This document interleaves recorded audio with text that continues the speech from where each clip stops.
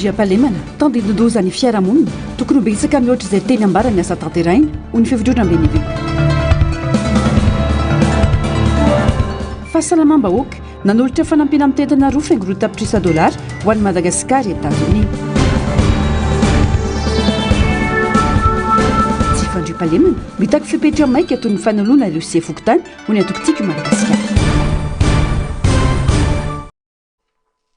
Manaritra ny fiarabana tompoko lahy sy tompoko vavy tonga soa indray atao anatin'ny fotoanan'ny fampahalalam-baovao eto amin'ny fahitalavitra MBS manasana ampanajana izay anaraka ny fampahalalam-baovao hatramin'ny farany.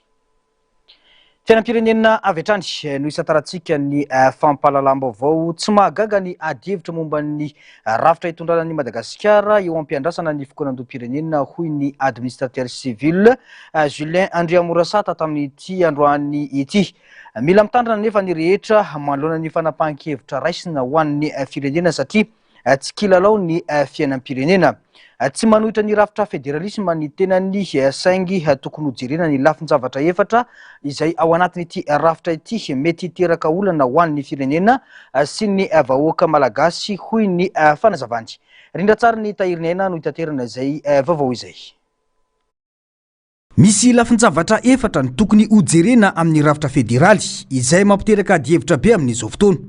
Fanjakana na état fédéré maromaro no mandrafitra fanjakana federaly hoy ny administrateur civil Julien Andriamorasata. Tsy fanaratsiana na fanakianana be fahatany fa mila jerena ny lafiratsiny sy ny lafitsarany. Ireo fanjakana maromaro efa matanjaka no nivondrona ho fanjakana federaly fa tsy mitovy amin'ny Madagasikara izay fanjakana tokana ka izara firenena maromaro hoy ny fanazavana. Ny état fédéral mantsy dia ataoko hoe fanjakana iray zany aloha izy zany hoe misy état fédéral dia misy fanjakana maromaro état fédéré. Ka na le état fédéral na le état fédéré zany izay omena fahefana zany dia manana lalam-panomena manokana. Reny tena manahirana zay. Le état fédéral manana constitution manokana. Le état fédéré manana constitution manokana ndreo. Faharoa zany manana juridiction manokana ihany koa ny état fédéral, l'état central zany sy l'état fédéré. Zany hoe manana ny ACC-ny izy zany re zany le zanazy angamba manana ny conseil d'état izy manana cour suprême manana cour tribunaux. Samy manana ndreo zany. Zay ny anankiray zay. Ary manana gouvernement tany manokana koa ny état fédéral sy le état fédéré amin'ny mafanjaka anazy. Dia manana parlement manokana ihany koa ny état fédéral sy ny état fédéré. Samy manana ny parlement ndreo. Izany hoe manana loi zany natao hoe loi fédéral le état central ary manana loi manokana koa le état fédéré. Izay no mahatonga anahy iteny misy risque ihany amin'ny firenentsika. Ny firenentsika ity mantsy dia manana foko maromaro anankiray ary manana culture na fotopisainana maromaro ihany koa ny firenentsika. Dia ny ataoko hoe risque anankiray voalohany angamba na hoe aya voalohany aloha zany dia eo amin'ilay atao hoe langue officielle. Mety isy zany mety isy langue officielle maromaro zany amin'ny système fédéral satria manana ny foko maromaro tsika eto. Manana fomba fiteny maromaro tsika fa tsy langue officielle akory. Dia manana ihany koa tsika fomba amam-panao mampiavaka azy maromaro. Zay ilona ny Madagasikara zay. Mafina Madagasikara zay. Ny risque faharoa zay tiako resana zany dia mety hiteraka an'ilay hoe disparité économique amin'ny teny français zany hoe mety misy elanelana be zany fampandrosoana eo amin'ilay état fédéré samy izy zany. Zany hoe ny état fédéré anankiray zay mihevitra matanjaka zany dia mety tsy hanaraka tsony fipetrapetraky ny fanjakana fédéraly fa mety antso investisseur matanjaka be any ivelany mihitsy na orinasa lehibe matanjaka any ivelany izy zany iaraha saminy à l'insu ny état fédéral tsy hifanarahana amin'ilay état fédéral fanjakana fobe. Zay zany miteraka an'ilay hoe disparité économique na misy elanelany be zany fampandrosoana amin'ilay état fédéré tsirairay. Ny ataoko hoe risque anankiray ihany koa dia le atao hoe conflit de compétence na ataoko hoe rivalité politique. Amin'ny teny gasy moa zany dia mety misy disadisa eo amin'ny fampiarana ny fahefana sy ny compétence omena an'ilay état fédéré sy ny état fédéral sy mety isy disadisa politique koa zany eo amin'ny état fédéral sy ny état ohatran'ilay mitranga ny États-Unis amin'izao fotoana zao. Zany hoe satria ilay état fédéral sy l'état fédéré dia samy manana lalam-panorenany, samy manana juridiction no izy ateo samy manana ny gouvernementany samy manana ny parlement zay miteraka an'le disadisa eo amin'ny fampiarana lalàna zany compétenceny sy koa disadisa eo amin'ny rafiny politique ary ny ataoko hoe risque anankiray manaraka angamba aloha ary ty zavatra dia mety zavatra hitranga ny herinandro za tsy mahitsafitsika dia amin'ny atao hoe sécession division veuilleté séparatiste azavaiko zay zany hoe mety hiteraka fikomina mety hiteraka ihany koa ataoko hoe fizarazarana mety hiteraka ihany koa fikambanana mahery fihetsika hitaky ny fisarahana amin'ny état fédéral anankiray fa angataka mihitsy izy ny atao hoe indépendance na république mihitsy angataka an'izay izy dia lasa état lasa pays anankiray izy lasa fanjakana anankiray zany izy lasa firenena anankiray zany izy satria naturellement dia le olona le vahoaka mipiraka aminy le citoyen mipiraka amin'ny état fédéral anankiray mety manana sentiment lo io izy zany hoe tena manana fihetsem-po izy ny tombony ny hoe aloha izahay angataka mihitsy satria matanjaka l'état fédéré tsy miraratsony izy ny état fédéral fa état fédéré satria matanjaka izy aloha izahay angataka an'ilay indépendance na lay république mihitsy any arena zavatra nitrano zany tamin'ny URSS sadaditsika tsara union république socialiste soviétique nisy état maromaro tao état fédéral nresahako zany nangataka amin'ny fahaleovan-tena Lituanie sy ny dia nahazo dia nizara zany le URSS tamin'ireo fotoana zay. Mbola sarotra ny fampiarana io rafitra io raha ho an'i Madagasikara raha ny fanazavana nosy Madagasikara ary mbola marefo amin'ny lafiny maro ka mety hiteraka olana izany ho ihany ny faneho-kevitra. Ka i Madagasikara amiko manokana aloha zay ataoko hoe raha fijeriko azy dia mbola le état unitaire fortement décentralisé fijeriko azy zany hoe fanjakana tokana fa isiny ny fitsinjaram-pahefana tena izy izy ary marina any amin'ireo collectivité territoire décentralisé CTD zany zay angamba ny tena zava-dehibe mba isiny fampandrosoana mirindra mifandanja ary aingana zay le développement rapide harmonieux et équilibré io ihany mampiavaka atsika satria raha ito Madagasikara zany dia tsika manana an'izay le atao hoe réalité ethnique manana an'izay mampiavaka atsika amin'ny foko zay manana an'ireo réalité géographique manana manosy atsika zany sy ny toetoetra misy ao anatiny eo manana réalité économique tsika mbola firenena sahigana tadio tsara nge fa reny état fédéral misy reny nge États-Unis resahako reny nge tsy hoe le firenena anankiray no nizarazara ho état fa le état efa nisy firenena nitambatra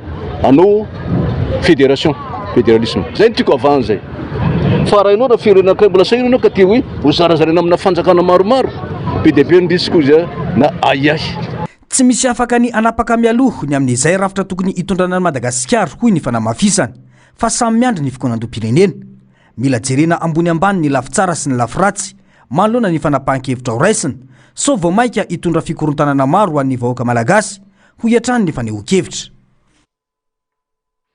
Mbola makasika izay resaka rafitra hitantanana ny firenena izay dia isan'ny rara lehibe andrasana odinina ao anatin'ny antenimieram-pirenena mandritra ny fivoriana tsy ara-potoana amin'ny volana aogositra izao ny lalana mifeny fitsinjaram-pahefana eto Madagasikara.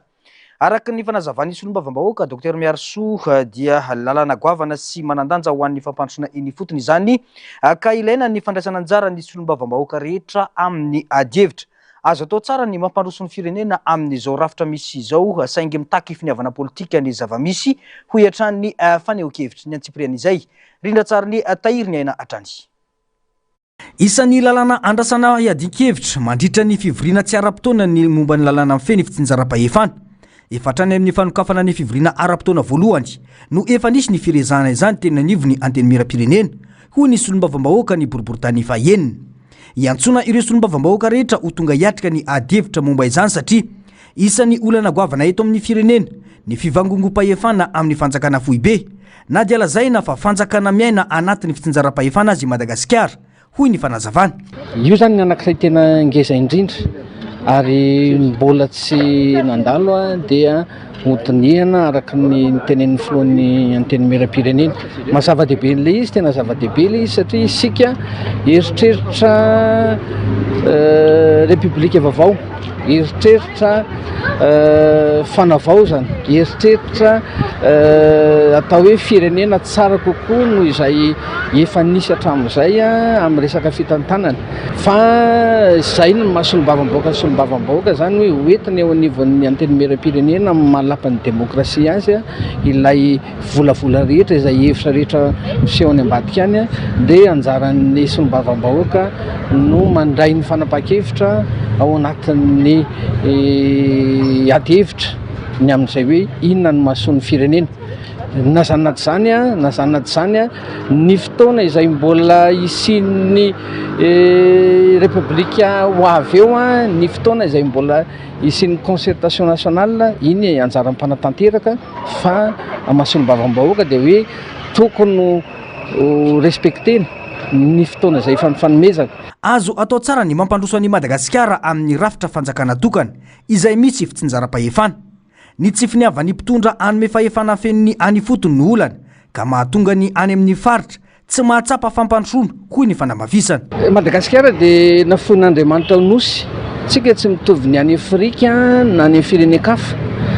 Isika dia manana ny soatoavana ny amin'izay fihavanana sy ny firaisan'izay. Amiko manokana dia ny fampandrosoana dia iarahana, ny fampandrosoana dia miainga eny fotony, ny fampandrosoana rehefa omena ny vahoaka eny fotony dia hita taratra izay fampandrosoana izay ka ninona fiantso azy ninona zavatra olanina dia amiko manokana hoe rehefa omena ndraikitra ny olona eny fotony ny amin'ny fampandrosoana izay eo akaiky dia tokony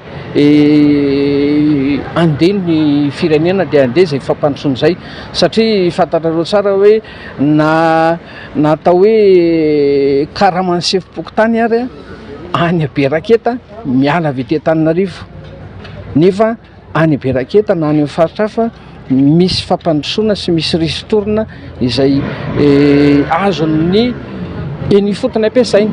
Raha ny fantatra moa dia amin'ny volana Aogositra vao iroso amin'ny fivoriana tsara-potoana ny eo anivon'ny antenimieram-pirenena koa andrasana ny toyny momba ny lalàna mifehy ny fitsinjaram-pahefana io.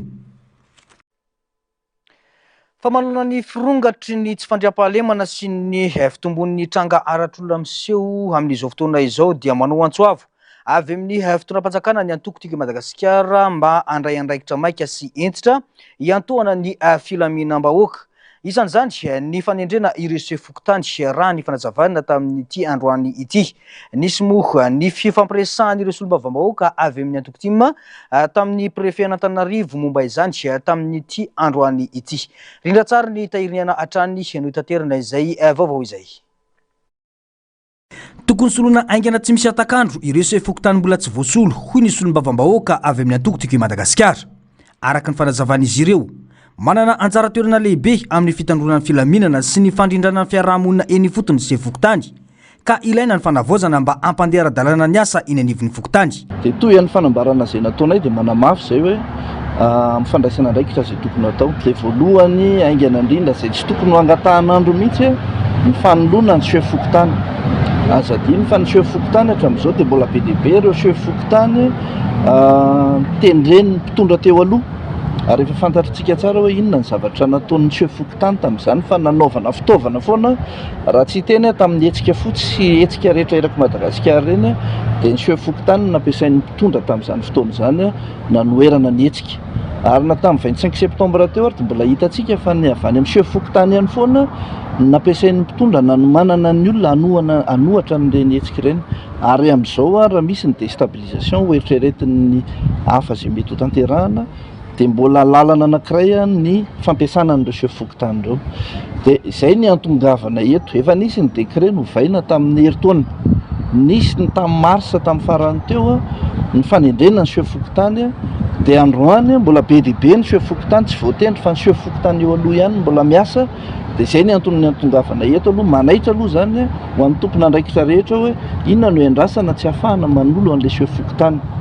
Ary mahataraiky loatra ny seho fokotany io ny fanoloana io dia lasa miteraka foana ny korotana eny amin'ny fokotany eny satria mbola misy olona azo ampiasain'ny mpitondra teo aloha na olona zay eritreretina hoe tsy mitovy foto-kevitra amin'izao fitondrana izao dia lasa hiteraka an'izay fanakorotana an'izay dia mba fepetra raisina voalohany farak'izay aingana azo atao aloha dia ny fanoloana ny fokotany mba ho fokotany tena ho tian'ny olona leo. Nanamafy ireto solom-bavam-bahoaka timy fa andraikitry ny fanjakana ny miaro ny ain'ny olom-pirenena sy ny fananany ka tokony isy fandraisana fanapahan-kevitra aingana sy mazava manoloana ny firongatry ny tsy fandriam-pahalemana sy ny fitakian'ny mponina eny fotony. Tena izy aloha fifidianana ny tokony ho izy raha ny tena tanjona satria tsy mila concertation nationale zany satria tamin'ny décret tamin'ny 2009 ny fokotany dia tokony ho fidiny fa amin'ny amehana zao aloha zany nanoloana azy maika mba tsy ratarazoka dia le décret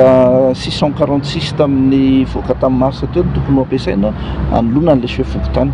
Zay ny antony atongavana eto ary mitondra ny teniny any amin'ny faritra rehetra zay indrindra ihany koa tsy tokony misy zany ny état d'âme mihitsy amin'izao ny fanoloana n'ireny tokony andraiky mpanjakana zay hita fa tsy lety reny be dia be manko amin'izao na ny chef district ary lasa mialokaloka amina anarana fikambanana hafa zay ny forona tao anatin'ity fitondrana vaovao ity dia lasa hoe ireny miaro azy dia tsy hanoloana azy amin'ny toerana misy nefa efa fantatra izao fa nanao ny tsy nety teto amin'ny firenena ilay izy. Matombola misy ny fanoherana fanendrena sy fokotany mitranga amin'izao fotoana dia misy antony mazava ao na dia efa rava aza ny fitondrana teo aloha hoy ny faneho-kevitra. Nanendra an'ireo fokotany ireo dia tsy fokotany ny vidiana vahoaka ireo fa fokotany ny tendren'ny mpitondra teo aloha anatanteraka an'izay baiko sy tiany atao eo anivon'ny fokotany. Raha hosoloana ny fokotany androany iza zany no hanohatra azy mpanaradiana izy mato ny fitondrana teo aloha ny rodana ary lasa ny lehibeny dia efa faible zany le fitondrana ary tsy tokony hanana fahefana amin'izany intsony ny anivon'ny fokotany fa ny ataoko hoe ny raha mianahany eto tsika hanolan'le fokotany dia lasa manana miverina manana force indray le fokotany dia izy ihany ny amoron'ny olona hiteraka korotana eo amin'le fokotany satria tsy tadidiny intsony hoe olona nitendren'ny mpitondra teo aloha izy fa lasa misy fikambanana miforona ty aoriana lasa manohana azy indray dia lasa miverina hoe zareo indray ny lasa mitompo ny fanakorotana eny ka mahatoa zany io mbola lasa matanjaka ny fokotany lasa manana force hoe hanohatra ny fanendrenan'ny fokotany izy izay nitendren'ny mpitondra teo aloha dia isika ihany zany amin'ny fitondrana amin'izao ihany lasa mamevahana azy ianao an'izay zavatra izay.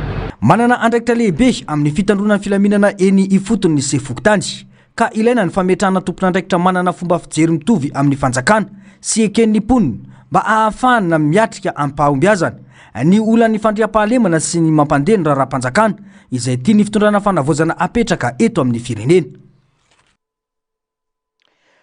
Fatranga inina volina ny tsy fandriam-pahalemana misy eto amin'ny firenena amin'izao fotoana izao hoy ny faneho-kevitry ny mpanaraka raharaham-pirenena.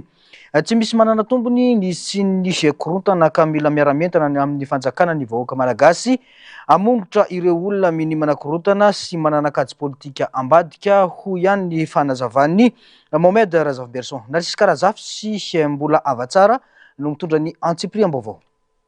Olana efa nisy hatramin'izay tsy fandriam-pahalemana ny tombo anefa izany tatoato ka mampametra-panontaniana ny antony sy ny mety ho tanjona ambadika izany mety ho misy ireo manararoatra ny toetra raha misy ankehitriny ary mihevitra fa azo tombony amin'ny fanakorotanana ateraky ny tsy fandriam-pahalemana ho ny faneho-kevitry ny mpanaraka raharaham-pirenena Mohamed Razafberson.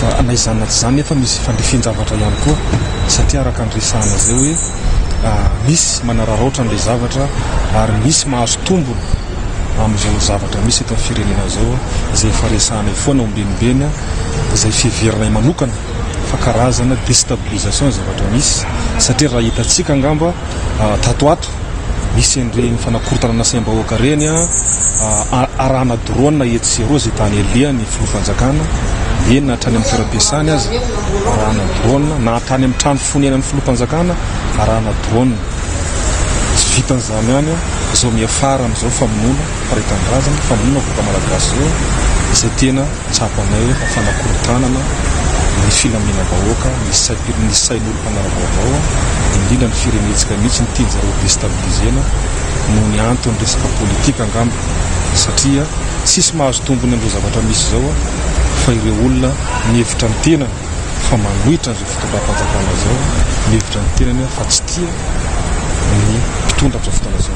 Tsy misy mahazo tombony amin'ny fikorotanana misy eto amin'ny firenena ho ihany ny fanazavana ka manentana ny vahoaka malagasy sy ny tenany irahina sy hanome tanana ny fitondrana amin'ny famahana ity olana ny tsy fandriampahalemana ity na izany aza nambarany famanana andraikitra lehibe ny fitondram-panjakana amin'ny fiantohana ny filaminam-bahoaka ka miantso ny almafisana ireo paikady napetraka mba hiarovana ny olom-pirenena sy hamerenana ny fitokisan'ny vahoaka amin'ny fitondrana. Fa tsy fandriampahalemana dia misy foana na any amin'ny firenena matanjaka ara na any amin'ny firenena mandroso toy ny ahoana raha misy foana zany hoe tsy fandriampahalemana zany. Eto amintsika tsy karaha teo mbola anatin'ny firenena marefa tsy alany zany tsy fandriampahalemana zany. Fa ny zavatra misy amin'izao fotoana zao kosa aloha dia tsy tokony hafangaro. Fa zavatra misy amin'izao fotoana zao efa mivoana amin'ilay hoe tsy fandriampahalemana araka ny fijerintsika andavanandro reny. Fa karazana hoe korotana niniana ho atao hanozongozonana fitondram-panjakana. Satria hitantsika araka ny tany isaiko teo misy zavatra tseritserentsika nge tsy vita zany ihany fa reny tranga hitantsika reny nge raha manaparitaka n'ireny karazana hoe sifa na reny hoe taritra amin'ilay isan'ilay olona victime reny nge tsy dia fiavona loatra ny ankabeazany fa niniana ekzazerena ilay izy mba hampihorohoro anakorotana amin'ny firenetsika. Tokony alana ny fanelanelanana na ny fanafenana ireo tomponantoka amin'ny asa ratsy satria mety hanome vahana ny tsy fandriampahalemana sy hampitombo ny fahasahiana ireo mpanao eloko izany. Tokony tsy hafangaro amin'ny korotana inina volena anakorotanana ny firenena ny tranga tsy fandriampahalemana. Izana tsy izany angatahana ihany koa ho amafisina fitondram-panjakana ny paikady rehetra iarovana amin'ny vahoaka sy ny fananana indrindra hanakanana n'izao hevidratsy izay tiany sasany volena eo amin'ny firenena zao amafisina trany ilay paikady mba tsy hiverenany izao zavatra zao intsony ka hiverenany vahoaka hiaina mpilaminana hiaina lavitra teboteby satria na tiana na tsy tiana manana anjara briky manana adidy lehibe mpitondra fanjakana ho amin'ny filaminam-bahoaka ka tsara raha andray an'izay andraikitra izay feno fitondram-panjakana amin'ny alalan'ny mpitandro filaminana izay misy eto amintsika amin'izao fotoana zao. Manoloana izany dia miantso ny fandraisana andraikitra ny fanjakana ny mpitandro filaminana ary ny olom-pirenena tsirairay mba hiara-entana amin'ny famahana ny olana sy hitandrona ny filaminana eto amin'ny firenena. Tsy fandriampahalemana vono olona alajaza ireo no miteraka ororo eto amin'ny firenena amin'izao fotoana izao ka mitarika ny vahoaka malagasy hanao fitsaram-bahoaka tsy dinam-pokon'olona nefa ny fitsaram-bahoaka ka tokony ajanona faran'izay aingana satria ny fitsarana no tompony teny farany amin'ny sazy tokony omena ireo voaheloka. Azo atao ny famerenana ny dinam-pokon'olona mba hamerenana ny fampitokisana eo amin'ny samy malagasy hoy ny fanehoan-kevitra. Nasisy karazafy sy mbola avatsaratrany no mitondra ny antsipriam-baovao. Mirona ny fitsaram-bahoaka ny vahoaka amin'izao fotoana vokatry ny fahatokisana ireo rafi-pitsarana sy ireo mpitandro filaminana eto amin'ny firenena. Mihevitra ireo olona fa vahaolana ny fitsaram-bahoaka rehefa mitavozavoza ny fandraisana andraikitry ny manam-pahefana. Samy fanjakana dia alova vahoaka manafay azy. Iny amin'ny lafindray izy aloha tsy dia ilaina fa fandraindray koa nefa ny vahoaka fa tsy matoky an'ilay tsy matoky an'ilay mpitandro filaminana tsony satria izay tonga any.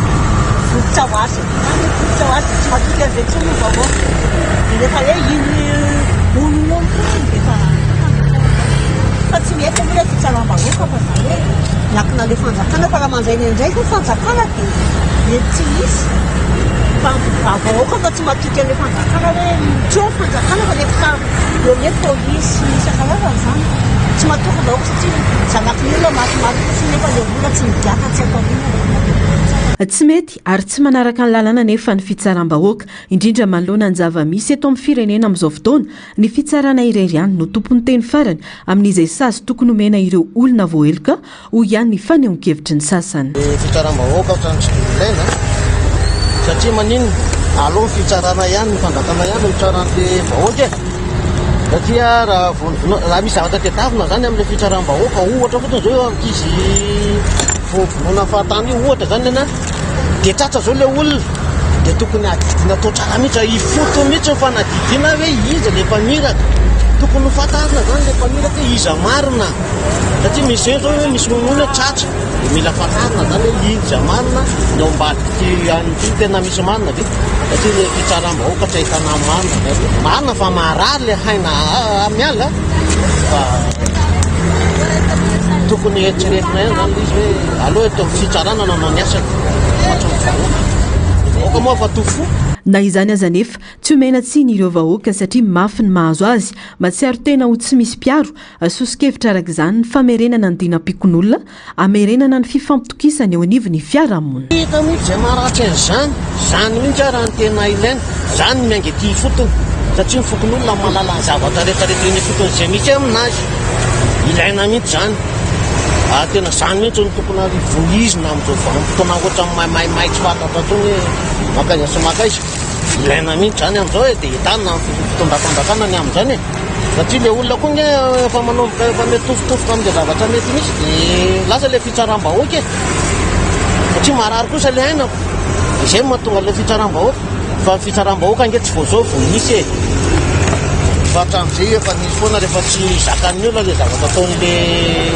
olona manao fahadisoana zany dia efa tsy maintsy mandeha le fitsaram-bahoaka fa tsy hoe vo tamin'ity taon'ity na ana fa efa nisy foana zany hatramin'izay mivoana tanteraka amin'ny soatoavina malagasy ny zava-misy amin'izao fotoana ho kosa ny mpandinika raharam-pirenena misy amin'ireny olona hiara-ny fitsaram-bahoaka ireny mantsy no tsy meloka akory ilaina trano ny fanolorana ireo olona voaroroy amin'ny mpitandro filaminana sy ny fitsarana ary tsara ny mampatsiahy fa tsy dina ny fitsaram-bahoaka ho an'ny tranga tany mainty rano manokana dia fitsaram-bahoaka no nisy tany an-toerana justice populaire raha justice populaire izy ireny le lazaintsika foana hoe dina-pokon'olona na dina-piarahamonina izay any ambany vohatra na any amin'ireo toerana lavitra rafi-pitsarana lavitra mpitandro filaminana no mbola manao azy amin'izao fotoana zao raha toaka efa razam-betsika tany aloha efa nampiasana zany hoe justice populaire zany le dina zany raha ny tena marina manana statut manokana mihitsy izay izay karazany hoe promulgueny autorité judiciaire locale fa ao anatin'ny dina-pokon'olona dia tsisy famonoana olona mihitsy ary tsisy fandratrana olona fa ny ray aman-dreny olo-dehibe ny anivon'ny fiarahamonina ray tangalamena reny olo-kendry no mitarika n'ilay karazana hoe fitsarana eny anivon'ireny fokotany reny dia zay fantatra fa meloka dia mandoha-ponitra hatramin'ny fianakaviany sy ny razambeny ampandoavana an'ilay onitra raha toka tsy mahavahan'ilay onitra ilay olona heverina fa meloka ankoatra ireo fikasana anao fitsaram-bahoaka teto Antananarivo manoloana ireo tranga alajaza sy vonon'olona dia tovolahy iray voaroroy ho namono ny renim-pianakaviana no nalain'ny fokon'olona tao ambiron polisy tao Maintirano ny farany herinandro teo nodoran'ny fokon'olona velona ilay lehilahy voaroroy ho namono vehivavy mpanao cache-point iray araka ny tombana nataon'ny mpanao fanadihadiana sy ny mpitsabo anefa tsy olona iray no mety tompon'antoka tamin'ity von'olona ity no tsy haiviny ministera fahalalana velona sy ny fitsarana no tompon'andraikitra amin'ny famaritana ny meloka sy ny fanomezana sazy fa tsy ny fitsaram-bahoaka ilaina ny fiara-mientany rehetra sy ny fifampitokisana mba hiantohana ny fandriampahalemana ny fitsarana dia mijoro ho andry ankina ny fandaminana ny fiarahamonina ao anaty fanjakana tandalana ho ny fanambarana avy amin'ny ministera ny fitsarana mbola mitony fanadihadiana makasika ny famonoana ny Floria atao Maintirano mba hamantarana ireo tena tompon'antoka sy ampakarana azy ireo eo anatrehan'ny fitsarana raha ny fanambarana trano. Fa miantefa mivantana amin'ny olom-pirenena sy ny fitondram-panjakana ny afatry ny fivondronam-ben'ny eveka manoloana ny endrika tsy fandriam-pahalemana mitranga amin'izao fotoana izao. Tsy ny famonoana zaza na olona na famonoana olona marefo no analan'ny firenena ao anatin'izao fahantrana izao hoy ny fanamafisana. Tokony alana ihany koa ny endrikendrika sy ny tondromolotra samihafa izay mety hitera-doza ho an'ny fiarahamonina.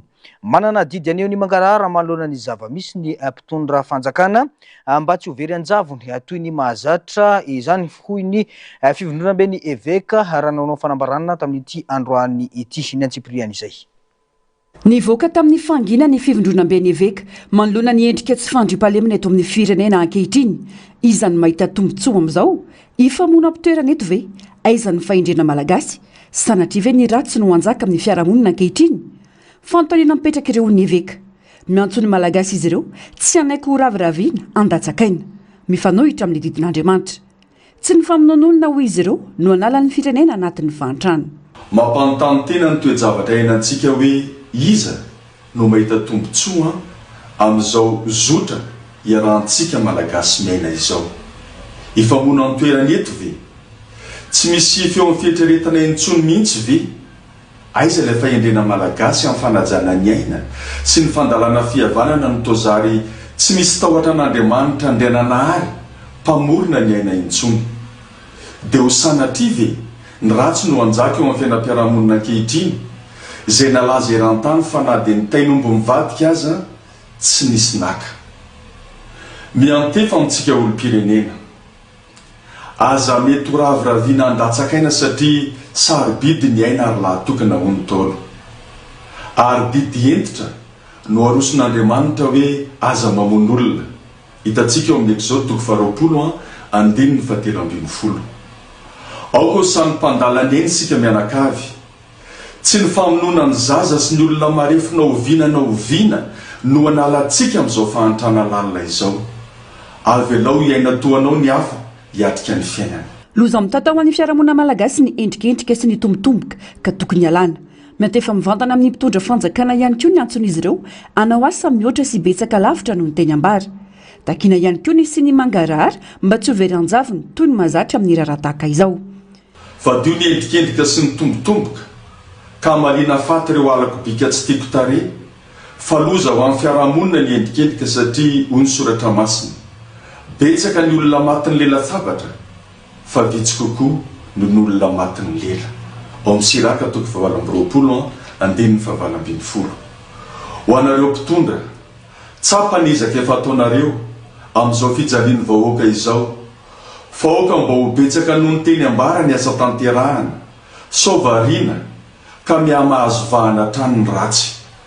Aoka mba misy ny mangarahara amin'izay tena anton'izao orooro zao fa tsy ho vero anjavony toy ny mahazatra. Iombonantsika rehetra kosa ny vavaka ao mba hanasa avy amin'ny tsirairay.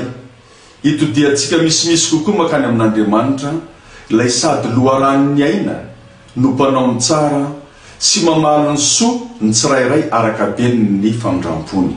Na izany aza nefa tokony amin'izao fahamailona ny rehetra manoloana ny mety ofisiana ireo mpanararoatra ka mikendry ampisaritaka ny zavamisy ho iatrany ny fivondrona benevekana na mafy. Vao eny anivony anteny miram-pirenena kosa indray dia amin'ny volana Aogositra vao iroso amin'ny fivoriana tsaram-potoana ny eo anivony anteny miram-pirenena hoy ny filohan'ny androm-panjakana mpanao lalàna tamin'ity androany ity. Nambarany ihany koa fa ho atao eto Madagasikara ny fianambeny parlementaire ao anatin'ny vondrona SADC ka ao antony izao fanapahan-kevitra izao. Ankoatra izay dia miantson'ny inspection générale de l'État ihany koa sy tendren'irasony haiko mba anaramaso sy anamarana ny fitantanana sy ny fampiasana ny volam-bahoaka eo anivony anteny miram-pirenena. Rindra tsara ny tahirinena no hitaterina izay vaovao izay. Solombavambahoaka 700 miampy ireo filohan'ny anteny miram-pirenena avy amin'ireo firenena mikambana ao anatin'ny SADC no tonga eto Madagasikara amin'ny volana Aogositra izao. Manoloana izany, na dia nisy aza ny antso nataon'ny gouvernemanta ny amin'ny tokony irosona amin'ny fivoriana tsaram-potoana ho an'ny anteny miram-pirenena malagasy dia tsy maintsy misy ny fandaminana atao eo anatrehan'ny fihaonam-be parlementaire eo anivon'ny SADC hoy ny filohan'ny anteny miram-pirenena. Isika amin'izao fotoana izao handray fivoria parlementaire ny SADC. Dikan'izay misy 300 zany. Misy 300 ny isan'ny député Afrique ao amin'ny faritran'ny SADC ho tonga eto. Dia misy filoha ny anteny miram-pirenena zareo koa 40 ho tonga eto. Ao anatin'ny préparation isika. Ka zay zavatra zay tena mijery an'io détail zahay amin'izao fotoana izao handraisana an'ireo olona ireo amin'ny mois d'août io. Karaha mifandrindrana azy mety ho alohan'io mety ho aorian'io ny ametsarana ny zay fivoriana zay. Ankoatra izay, nanao antso amin'ny inspection générale de l'État na ny UGE ny filohan'ny anteny miram-pirenena mba anatanteraka fanaraha-maso ny fitantanana sy ny fampiasam-bola eo anivon'ity androm-panjakana ity. Amin'ny mahandrom-panjakana mpanaraha-maso ny asan'ny mpanatanteraka ny anteny miram-pirenena dia adidiny ny manome ohatra tsara amin'ny fitantanana ny raharaham-bahoaka hoy ny fanazavana. Miantso ny présidence izahay, miantso ny filohan'ny fanavaozana, miantso ny prime ministre zahay de mpanaramaso ny volam-panjakana ny asany exécutif zahay aloha ran'ireo maso voalohany zahay solovavam-bahoaka tonga avatiny inspecteur d'état hijery an'io volam-bahoaka io hoe nampiasainay tokony ho izy ve le izy a sa tsy nampiasainay tokony ho izy. Mikasika ny fitandrona ny fandriam-pahalemana ny antsony olom-pirenena rehetra tsy ampiasa fitaratra mainty amin'ny fiara ny filohan'ny antenimieram-pirenena raha olom-panjakana manajalalana dia tsy andafy isavana ataon'ireo mpitandrony filaminana na iza hoy ny fanazavana. Rehefa tsy olom-panjakana re tompoko tokony hajano zany vitre fumée zany, tokony hajano mba olom-panjakana ro tokony hipetraka fa raha de olom-panjakana kosa anao azo savaina tsy mahafaty eny ny misavy zahay de solo-tena-bahoaka de tokony zay zavatra atao amin'ny vahoaka tokony atao aminay. Tsy miorina amin'ny teny fotsiny ny fanjakana tan-dalàna fa amin'ny ohatra sehon'ireo tompon'andraikitra sy ny fanarahany rehetra lalàna velona ho iatrany ny fanamafisana. Lafim-baovao afa-tanteraka kosa mpiadina 7,730 no miatrika fanadinana azahoana ny certificat d'aptitude professionnelle na ny CAP manerana any Madagasikara nanomboka androany alatsinainy 10 Jolay ary itohatra amin'ny alakamisy 9 Jolay 2024. Any amin'ireo lycée teknika sy ivitoeram-panofanana arakasa manerana nosy no anatanterana ny fanadinana CAP izay mizara amin'ny foibe mpanadinana 240 manerana any Madagasikara. Lalam-piofanana roa no anatanterana fanadinana dia ny pédagogie par objectif na ny PPO sy ny approche par compétence na ny APC araky ny fandamina ny ministera ny fampianarana teknika sy ny fanofanana arakasa. Valim-panadinana BEPC kosa indray 30 hatramin'ny 900 teo ireo farim-piadidim-pampianarana na ny SISCO efa namoaka valim-panadinana BEPC raha nitatitra tao amin'ny pejin'ny ministera ny fanabeazam-pirenena. Namoaka ny valim-panadinana voalohany ny SISCO Ambatomainty izay manana tapahafahana 7,40 sy ny SISCO Yakora manana tapahafahana 5,40 ny sabotsy lasa teo. Ny fandimbona moka tsikelikely izany kosa ireo ambiny toa ny Ambato-Finandrana, Ambanja, Soalala, Ivohibe, Antsalova, Soanirany-Vongo, Ankazoabo, Iosy, Midongy Atsimo, Antanifotsy, Maintirano, Faratsio, Sakara, Benenitra, Besalampy, Befotaka, Ikalamavony, Morafenobe, Mandoto, Sainte-Marie, Kandreo, Ambatolampy, Manjakandrina, Andramasina, Ambohidratrimo, Beroro, Antsinanana voalohany ary Mitsinjo. Manana tapahafahana ambony indrindra tamin'ireo SISCO Morafenobe izay efa mananika ny 7,5 raha toka 5,30 kosa ny an'ny SISCO Ivohibe izay manana tampagnombiazana ambany indrindra. Andrasana kosa ny voka-panadinana tamin'ireo SISCO hafa ireo.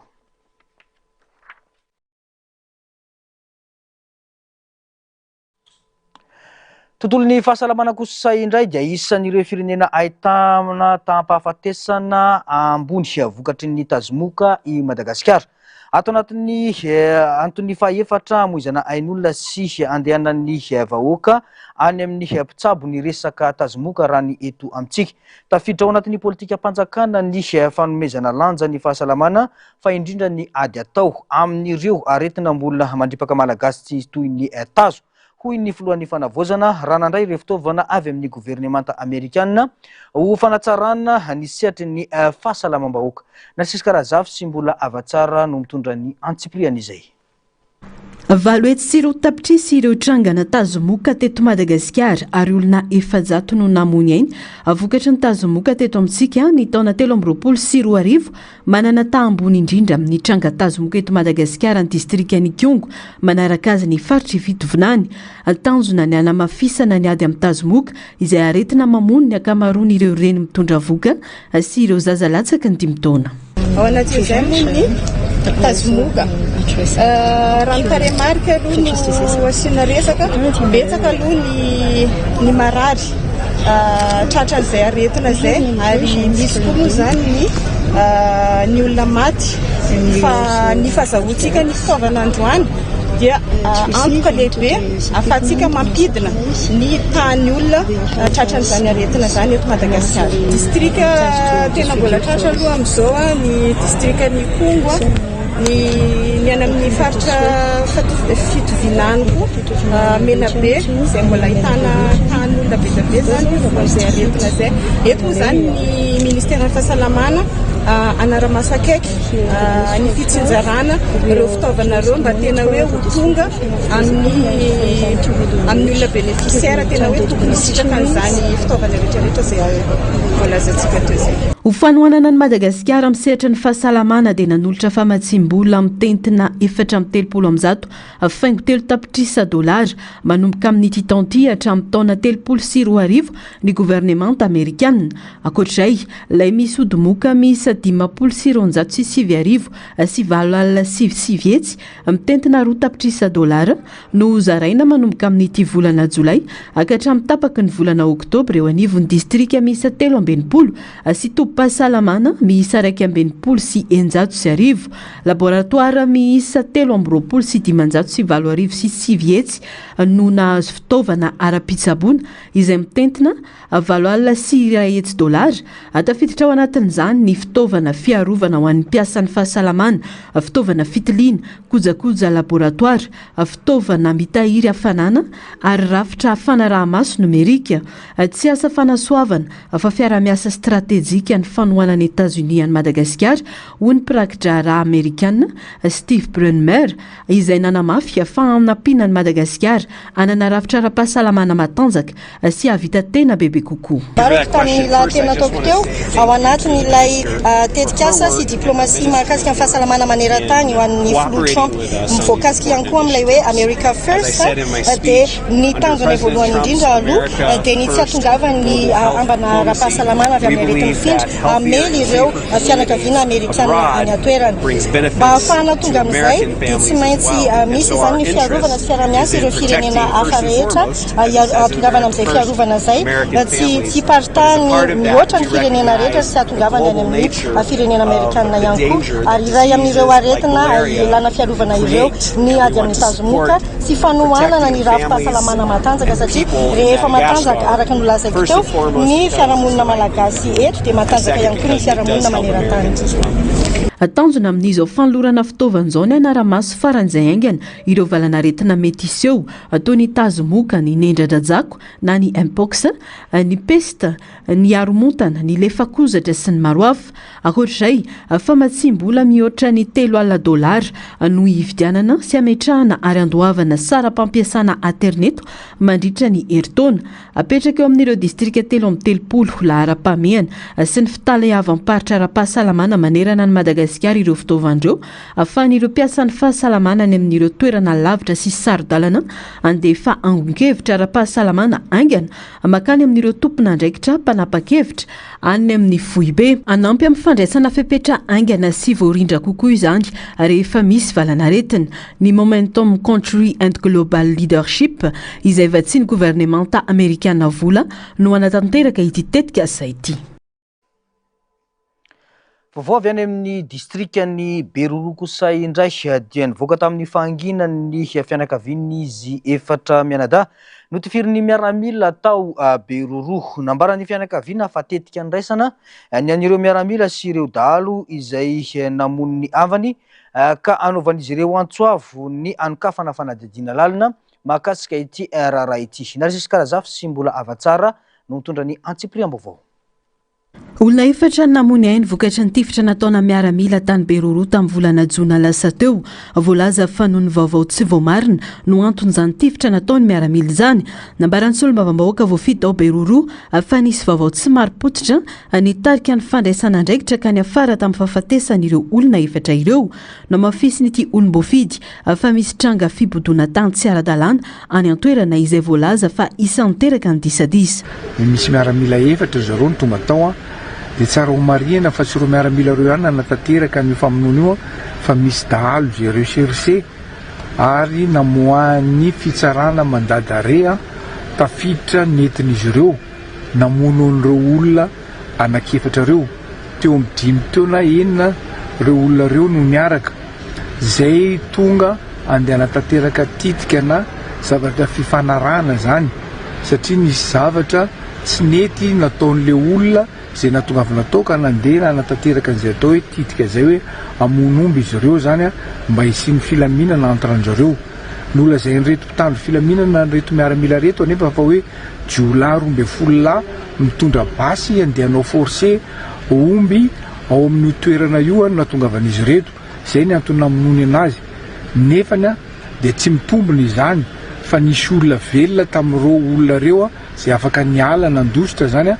dia nitantara ary fantatry ny be sy maro zany fa fananina no vonoina reo olona efatra reo. Tsy dahalo ny havany ho ny fianakaviana firaisana tsokombakomba teo amin'ny dahalo sy ireo miaramila no nisy ho ny fanazavana. Ampiarasana tao an-trano dia indro nisy miaramila efaday sy dahalo efatra izay efa tadiavina tsinela nanao tifitra variraraka namono ireo havanay ireo.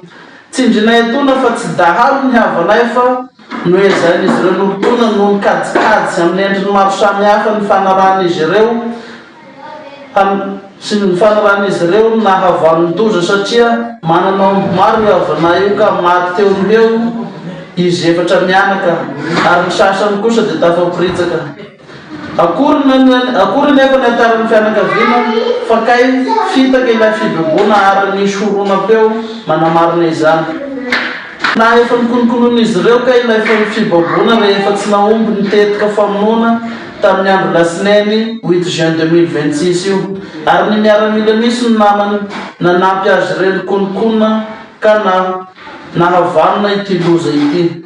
Arak'izany mangataka ny ampiarana ny lalàna amin'ireo olona namonina fatiny havany ireo fianakaviana. Isarona ireo tompon'andraikitra izay efa nandray ny andraikiny satria efa nisy ny voasambotra saingy ireo miaramila sy ny mpampiatrano ary ireo dahalo efatra navanona ny loza mivantiny dia mbola miriaria sy metraketraka eran'ny tanàna eo koa manaitra ny tompon'andraikitra isan-tsokajiny izay mba handray ny andraikiny manoloana ity raharay ity. Tena morona toana nefa fa tsy voa izao no misy ny fampiroroana tamin'ireo miaramila ireo amin'ny vahoakany kominiraly Tanandao efa mataotry ny vahoakany iteny. Betsaka ny profo mahakasika izany koa dia mangataka ny fampiarana ny lalàna tamin'ireo miaramila efatra ireo izay satria mily fa tany-dalàna i Madagasikara ary tsy misy olo ambonin'ny lalàna ary mangataka ihany koa anaovana aza lamo ireo dahalo naman'izy ireo tamin'izany izay efa tadiavinatry ny ela. Manao antsoavo aminao izay Andrimatoa filohan'ny fanaovazana Andrimatoa Kolonely Mikaely mba hijerakaiky ity raharaha ity satria dia mampalahelo tokoa ny zava-misy. Andrasana araka izany ny toy ny raharaha tao be roro iny.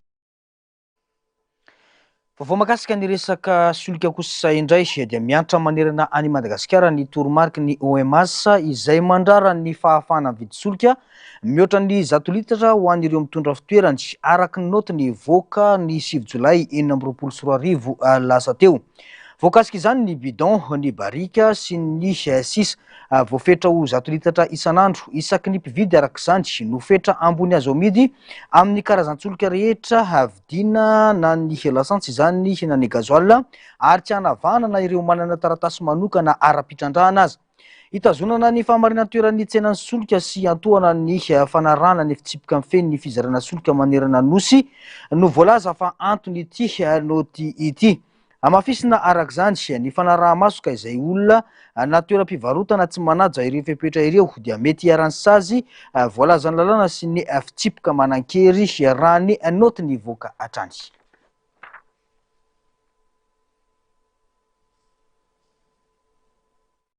Vaovao avy any amin'ny distrikany Mananjary nahazo birao vaovao manaraka ny fenitra sy mifanaraka amin'ny toetrandro ny sampandrarahany fananantany sy ny fanajariana ny tany ao Mananjary. Isana vonjomaika ny fanatanterana ny asa rehetra mandra-pavitany ny birao-ny Asuma ao Tanambao raha ny fampafantarana hatrany. Tombanana aharitra 5 volana ny asa fanamboarana amin'ny alalan'ny tetikasa-pika vatsiny banky iraisam-pirenena rindratsary ny Anise Francisco no hitanterana izay vaovao izay. Ifantitra sy ratsy ary simba ny fototra-afitrasa ka teo amin'ny lavarangana no ny asan'ireo mpiasa ny birao ny fananantany sy ny fanajariana ny tany sy nandraisan'ireo olona mirararato amin'ity sampandraraha eto Mananjary. iroso amin'ny fanavaozana tanteraka ny fotodrafitrasa amin'izao fotoan'izao ka horavana tanteraka ny birao teo aloha ary atsangana ny birao vaovao manaraka ny fetra taky ny fitantana andrara-panjakana sy mifanaraka amin'ny toetrandro ankehitriny tanjona ny anatsarana ny tolotra omena ny vahoaka fa simba misy tia tamin'ny basay tia simba dia sisitranao am'zany izaho am'zany a misy projet miarana amin'ny pic 3 am'zany zay fa sy mipako mondial vola nanaovana birao vaovao ito amin'ny atony zany amin'ny avana du territoire ato dia ny atao am'zay zany raha vany zany taloha ity a dia birao vaovao zany sika atao eto dia birao zay am'zany a birao magnaraka ny toetrandro zay zany atao eto birao hoe mampiasa sy dia mampiasa mampiasa zany sika fa mampiasa numérika zany zavatra ampiasaina eto dia sika zany isan'ny nahazo tombosoa am'zay a isorana fitsoam-panjakana nagneky an'izay zavatra zay miaraka ministère koa am'zay nanomboka ny alatsinainy teo nafindra tao amin'ny akioma tanambao izay ampetrahan'ny vojimaika ny sampanara vojimaika ireo fitaovana sy antota-taratasy rehetra ka hanomboka hiasa sy andray olona zany manomboka rahampitso nanomboka tamin'ny tamadimao zany zay nanomboka tantetana dia mitonymaly dia androany a dia somandro mety vita ampiso moa zany angambany io miankina am'izay dia mipiasa am'zany zao sy miasa zany zay sy mandray olona misy a fa agny amin'ny taty zay vao mandray olona agny amin'ny akioma zay zany mila tokony zakana amin'ny olona zay afaka mampiritaka an'izay hoe agny amin'ny akioma zany zao a mandray olona zany zay am'zany isorana ny préfecture sy ny commune nampindrana an'io a ho anay zay zany dia isorana be dia be satria raha sisy an'io ngambany zay a herina be teto fa nohony fisiany io zany a dia isorana zany préfet a sy ny maire agnatanteraka an'izay agnatanterana an'izay dia ntsika vahoaka am'zany a dia nitana zany sika ohatra ka karaha isaka tasy amin'ny domaine dia agny amin'ny akioma zany a andranomamy zany misy anazy tragno lehibe andranomamy eo a ao zany zay miasa am'izao a ho an'izaytra manandrara am'izay am'zany anisy tany ireo birao trana ny indrindra eto Madagasikara ny birao ny fananantany sy ny fanajarianantany eto Mananjary hatramin'ny andro ny fanjanantany no nijeroany ity birao ity ary mbola tsy nisy fanarenana na fanavaozana nandritra ny taona maro tomba nanaritra 10 volana ny fanatanterana ny asa fanamboarana amin'ny alalan'ny tetika sapik tohana ny famatsim-bola ny banky iraisam-pirenena iverina eto andrenivohitra kosa isika ao anatin'ity vaovao manaraka ity anatin'ny fanatsarana ary mbola vonona ny itony raha fanavaozana ho an'ny tobi-piatsonana fasan'ny karana ireo mpiasa ao antoerana ezaina ny hovana ireo teboka nampitaraina ireo mpanjifa amin'ity tobi-fiatsonana ity raha ny fanazavana nomeny ny komitiny mpiasa eo antoerana narasisykarazafy sy mbola avatsara no mitondra ny antsipliana izay tafiditra tanteraka manatin'ny fanatsarana ny tobi-piantsonana fasan'ny karana ireo komity mpiasa amin'izao fotoana ho famalina ny etaetan'ny mpanjifa mikasika ny fikorotanana misy eto anivon'ity tobi-piantsonana ity niova tanteraka ny fomba fiasa napetraka ny fanamina mitovy ho an'ireo guichetier namboarina ny fotodrafitrasa ary nasiana caméra de surveillance antoerana anara-maso ireo olon-dratsy izay matetika mampitaraina ny mpanjifa arak'izao hitantsika zao moa zany a dia efa mandeha amin'ny fanamboarana ny fotodrafitrasa sy ny fanadiovana rehetrarehetra ny anton'izao zavatra izao zany dia taloha zany tsika be dia be ny mpanjifa mitaraina hoe maloto be fahasankarana tsisy fotodrafitrasa mandeha nikorotana be fomba fiasan'ny mpiasa rehetrarehetra fa ankehitriny zao ny arak'izao zavatra hitantsika zao a dia sady alamina ny resaka guichetier no alamina ihany koa rehetra resaka fotodrafitrasa dia zao iarahantsika mahita zao mivokatra efa natao nitanjona amin'le izy moa zany a dia araka nrehefa nitaterina foana reny hoe amerina indre-pandeha nifatokisanaireo mpanjifa anay a eto amin'ny tobi-piatsonana fahasankarana indrindra am'izao a fotoam-pialatsasatra zao zany a dia tomina trany a ny mpanjifa mba ho tonga anjifa ity amin'ny tobi-piatsonana fahasankarana taloha fa ny zavatra hitanareo eto zany dia tsy ohatsa ny fomba fiasa taloha intsony fa fomba fiasa vaovao a no ezanay komite eto amin'izao fotoan'izao komite mpiasa eto ho aseho anareo sy atolotra anareo ankoatr'izay no mafisin'izy ireo fa ampitanteraka ny fiara fitanterana entina miatrika ny fotoam-pialatsasatra tsy nisy fiovanany sarandalana raha ny fanazavana ihany arak'izay efa tenenina zay moa hoe mizotra makany amin'ny fanatsarana atsika ny tolotra sy ny fotodrafitrasa eto ny tobi-piatsonana dia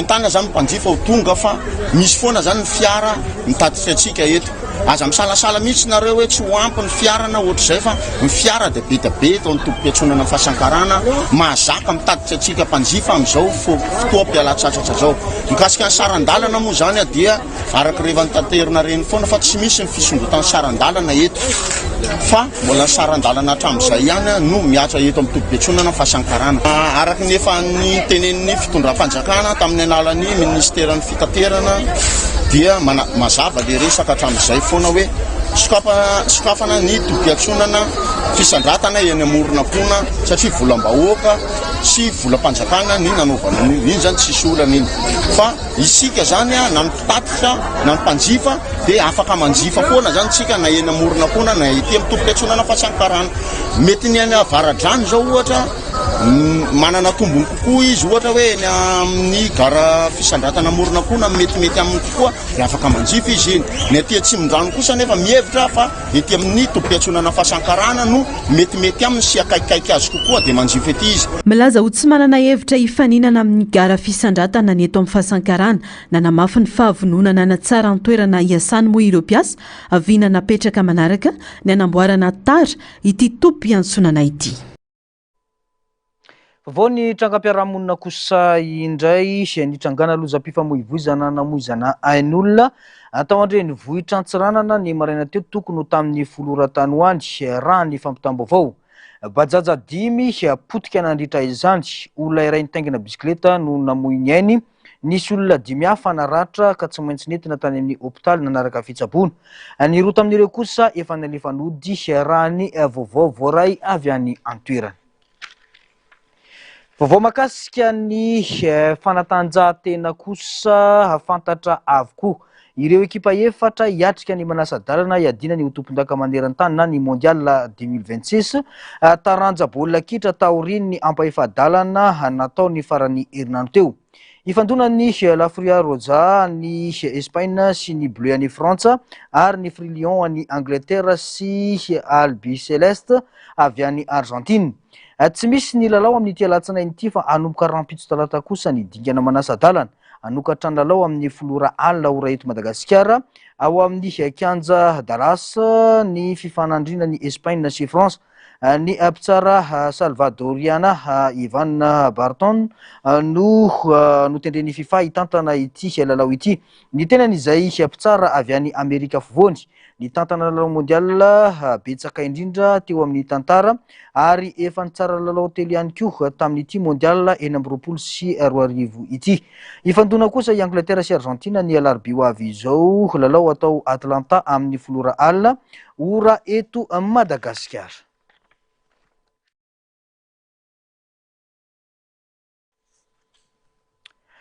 Maresaka avy any ivelany taoriny nandravany Taiwan ny nosy ao Japon dia nandravarava tany Chine ny rivo-doza bavy olona roa tapitrisa eo no nafindra toerana ho fisorana ny loza ateraky ny rivo-doza mahery sy ny orambe. Ifindra mianavaratra andrefana ny rivo-doza amin'izao ora izao ary miaina tsikelikely ny heriny raha ny fanazavany ny antsiprian'izay. 570 kilometatra isan'ora no tanjaky ny rivotra nentin'ny rivo-doza bavita ny atsinanany Chine mialoha ny ivadian'ny rivo-doza tropikaly.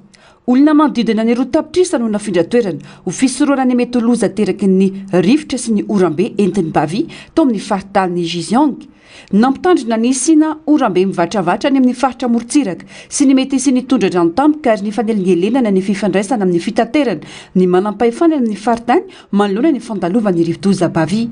Ankoatran'ny olona voaterina findra tao Xizang dia olon-kafa miisa 3 alina sy ray tsy mahery no tsy maintsy nesorina tamin'ny toeram-ponenany tao Fujianari 4 sy 3 alina hafa tany Shanghai. Voaterina atao avokoa na ny fianarana na ny asa na ny fitaterana ary ireo etsika an-dalambe rehetra. Zotra-piaramanidina rivo mahery ohatra no nofoanana tany Yongzhou sy Shanghai izay nanafoana ihany koa izy an-dalambe 27 tsy hafa miaina i Pekin. Olona ray etsy no tsy maintsy nafindra toerana no fiakaran'ny rano. Hatreto olona 9 namony ihany taorian'ny fandalovany ity rivo-doza bavy ity izay nivadika tifao. Renirano ampolony maro no niakatra ka niteraka tondra-drano sy fasimbana fototra-afotrasa toy ny to-drano. Ny fakarany hafanany ranomasina no mampahery ireo rivo-doza raha ny fanazavana. Nafanabetsinoizy toy izany mantsy ny ranomasina tany amin'ny faritra Azia tamin'ny volana Jona iny vokatry ny fandalovany El Nino sy ny fiovavan'ny toetrandro ka niteraka izao rivo-doza mahery vaika izao. Any Frantsa kosa indray dia velarantany 800 hektara eo no hototony afo tany amin'ny tapany andrefany alan'ny Fontainebleau any Paris Frantsa. Fiaramanidina mpamono afo sy mpamono bomba roa no nalefa ifehezana ny afo ho an'ny faritry ny Ile-de-France tamin'ity tranga ity. Ankoatra ireo mpamono afo miisa 700 no miasa raha nitatitry ny sampana mpamono afo sy mpamonjy voina any antoerana. Ny antsipriana izay. Ny retany afo ny ala Fontainebleau any atsimotsinanany parihatry ny alina tany amin'ny faritra Atsimosaina sy Marina vokatry ny fipoahany afo teo akaiky ny lalana Assis ao amin'ny commune Noisy-sur-le-Col no ny andohan'ny firetany. Efa namakivaky 700 hektara teo eo ny afo raha nambarany mpitondra teny sampana mpamonjy voina sy ny mpamono afo S10. 20 kilometatra mialan'ny alina no natazana setroka tamin'ny fotoana nizoran'ny fiaran'ny vonjitaitra amon'ny afo araky ny filazan'ny mpanao gazety AFP na ny Agence France Presse tany antoerany. Fiaramanidina Rosy angidiby iray no nalefa voalohany na mafrano niaraka tamin'ireo mpamono afo miisa 700. Nanampy azy ireo ny tantsa izay manana tobo fitehirizana rano tany antoerana nandritra ny firetany afo. Ny paritaka teny amin'ny toeram-ponenan'ireo mponina ao antoerana ny setroka. Nanome toromarika ho azy ireo tsy hivoaka ny rano ny sampandrara vonjy maika ialana amin'ny mety ho vokatra ateraky ny fiparitany setroka. Ity no doro tanety mahery indrindra tao Frantsa. Hiasa mandritra ny herinandro natapabolana eo ny mpamono afo izay azo fanampiana avy amin'ny lavalin'ny Frantsa hoy ny lefitry ny prefektura ny Fontainebleau Yanis Bouzard. Dokosandray ary raha tsika ireo tranga afakely maniran-tany. Any avaratry Biza ao amin'ny Eldrano Serana Tsambony Saint Michel no misy izy mahafinaritra antsoina hoe Cova de Cannes Marca. Nampiasain'ireo mpanondrana antsokosoko izy io taloha mba hanafenana entana nangalazina sy nompaboiny. Ankehitriny kosa misokatra ho an'ny be sy ny maro ity izy hoe fa raha etsy taona ity. Tsy dinin'olona ny efitra sy lavabato mahafinaritra ao anatiny izay ahitana endrika voajanahary tsy manam-paharoa sy loko mamirapiratra. Mahavariana ihany koa fa 20 degré Celsius hatrany ny hafanana ao amin'ity izy ity mandritra ny taony ka mahatonga azy ho toerana tia ny mpizahantany maro. Ny planta bisou antsoina ihany koa hoe psychotria elata na pilocoria elata de kriatra tropikaly avy any Amerika Latine. Malaza ity zavamaniry ity no ireo raviny mena miendrika molotra mbotsiny ka izany no ahazoany anarana hoe zavamaniry manoroka. Zavamaniry tena tsy fahita firy ary mila toerana mafana izany hoe 12 hatramin'ny 30 degré Celsius sy amandona avo mba havelona azy ny planta bisou. Atahorana olona tamingana amin'ny toeram-ponenan'ny voajanahary ny planta bisou izay anisan'ireo zavamaniry mampiavaka sy mahavariana indrindra eran-tany. Tapitra ny fampalalam-baovao-tsika tompoko lasy sy tompoko vavy mankasitraka anao nanaraka izany hatramin'ny farany.